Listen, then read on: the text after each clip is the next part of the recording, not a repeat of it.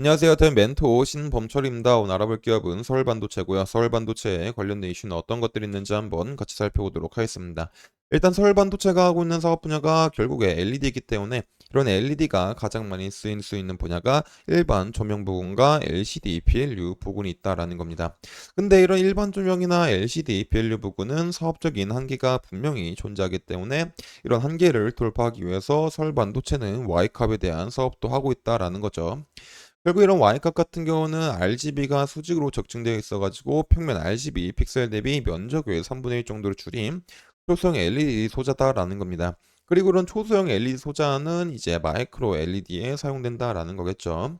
그리고 이런 마이크로 LED 같은 경우는 결국에 초소형 LED 소자 하나하나로 이루어졌기 때문에 기존 OLED나 LCD보다 세계대에 대해서 좀 더 세밀한 표현이 가능하고 높은 효율성을 보여준다라는 겁니다. 결국 이제 마이크로 LED 같은 경우는 반응 속도나 밝기나 전력 효율 측면에서 OLED와 LCD 부분보다 좋기 때문에 이제 미래 AR과 VR, 미래 메타버스의 필수 핵심 기술 중에 하나다라는 겁니다. 하지만 이런 마이크로 LED 같은 경우는 기존 OLED와 LCD 같은 경우는 이런 큰 패널 원장을 잘라내는 방식으로 생산해가지고 가격적인 측면이 조금 줄어들 수는 있지만은 마이크로 LED 같은 경우는 각 소자 하나하나를 이제 이어붙이는 방식으로 제조가 되기 때문에 아직까지는 양산이 어렵고 그리고 어떤 제품이 나온다고 하더라도 가격대가 굉장히 높아서 아직 상용화되기에는 무리가 있다라는 겁니다.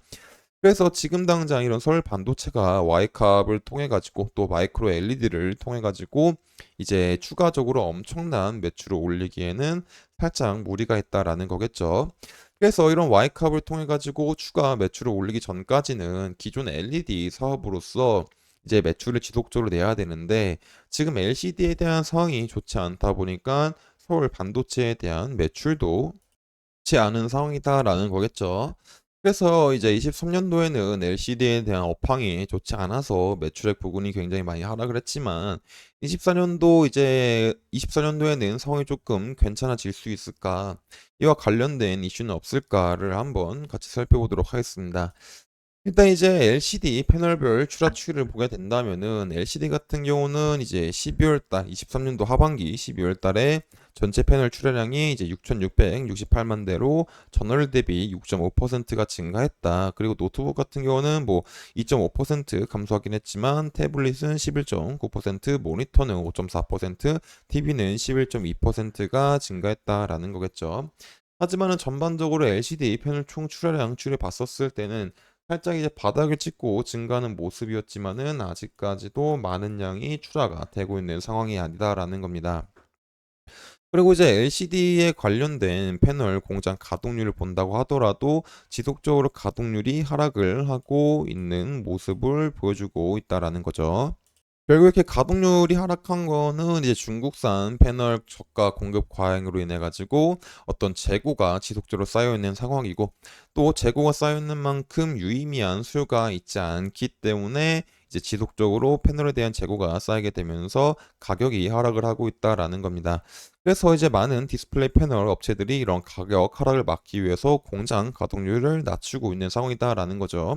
그래서 디스플레이 패널 업체들은 이제 주문량이 유의미해져서 수요에 대한 회복 시그널이 있기 전까지는 지속적으로 가동률 측면을 보수적으로 유지하지 않을까라고 볼 수 있을 것 같습니다.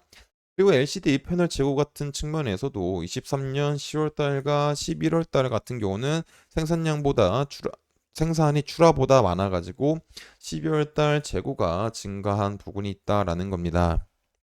그래서 이제 전반적으로 LCD 같은 경우는 재고에 대한 문제가 이제 뭐 1분기쯤에는 해소가 될 수 있지만 아직까지 현재는 완벽하게 해소가 되지 않은 상황이다라는 거겠죠.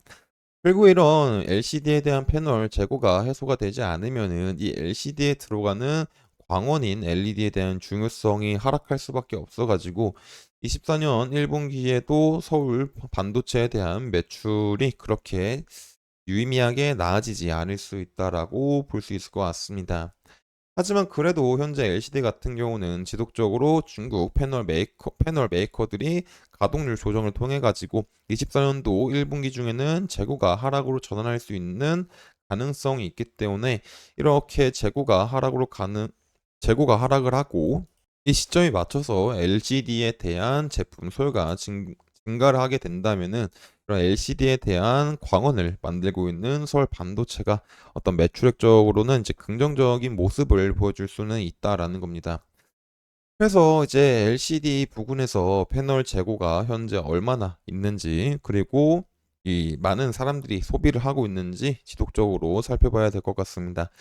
그리고 이런 부분들은 제가 지속적으로 확인할 예정이기 때문에 서울 반도체에 관심 있으신 분들은 제 영상을 시청해 주시면 감사하겠습니다.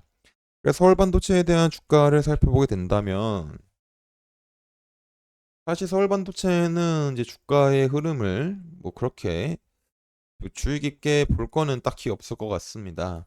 그래도 한번 살펴보자면 이 저점이 이제 9,600원 부근에서 지속적으로 이제 반등이 왔었던 부분이다 보니까 지금 현재 만원 부근에서도 또 반등이 오지 않을까 생각해 볼 수 있을 것 같습니다.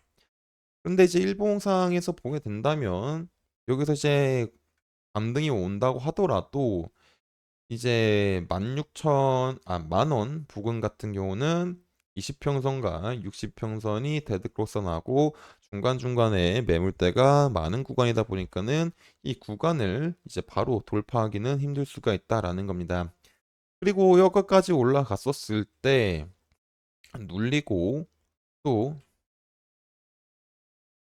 상승을 하고 이제 매도세가 나오게 되면서 눌렸을 때 이런 9,800원 부근들을 이탈을 하게 된다면은 이제 하락하고 있던 이제 상승하고 있던 60평선이 완만해지면서 추가적으로 이제 방향을 돌릴 거고, 또 가파르게 하락하던 20평선이 더 가파르게 하락할 수 있는 상황이 마련돼 가지고 하방에 대한 압력이 좀 더 커질 수 있다라는 겁니다.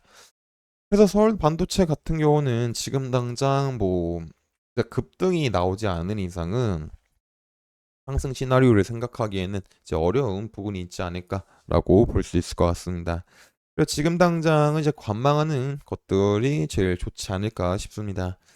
그래서 서울 반도체 같은 경우는 제가 지속적으로 확인을 해서 여러분들한테 알려드릴 예정이다 보니까 서울 반도체에 관심 있으신 분들은 제 영상을 시청해 주시면 감사하겠습니다. 이상 대현 멘토 신범철이었습니다.